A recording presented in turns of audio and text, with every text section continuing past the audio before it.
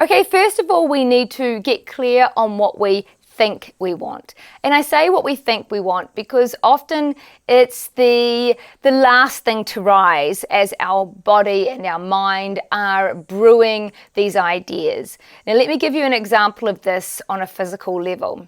In the body, we experience pain as the last symptom to get when our body has been ignored by our mind. It's also the first symptom to go when we start to treat our symptoms.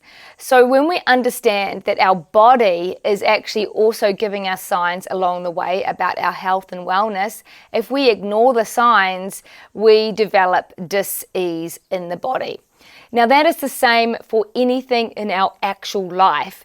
If we're not having flow in our tangible reality, it is because we're not listening to the signs and we end up getting the pain that comes in as the last straw. Now many people experience pain after pain after pain, and that pain gets bigger and bigger and bigger.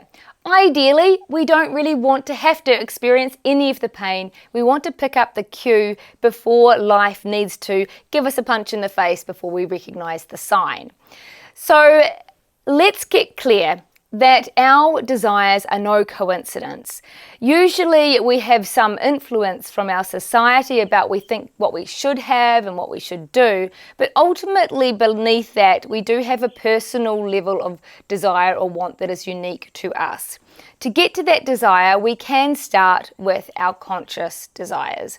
So for example, let's say you want to buy a house. Now that's really not necessarily a soulful desire, nor is it necessarily on your soul's path. However, it's a really nice human experience to have. But the reason we want that desire is because we think it will make us feel a certain way. And what is that? That's what we need to discover. So we think, let's see, we want to buy a house, we want to have a home.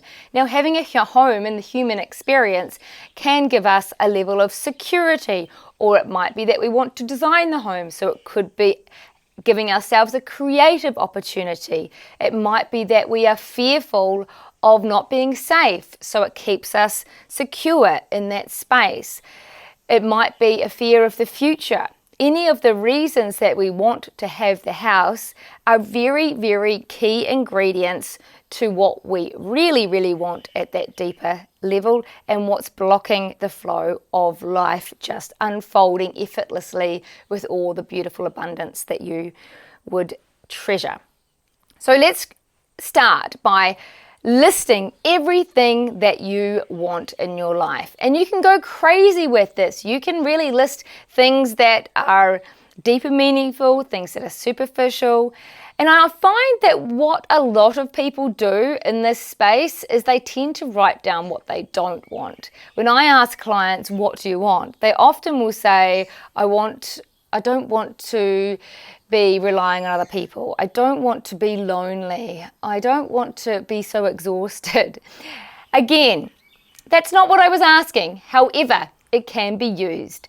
So what we do is have a list of what you want, a list of what you don't want, and stage 2, we flip what you don't want 180 degrees and add it to list number 1 with all the things you do want.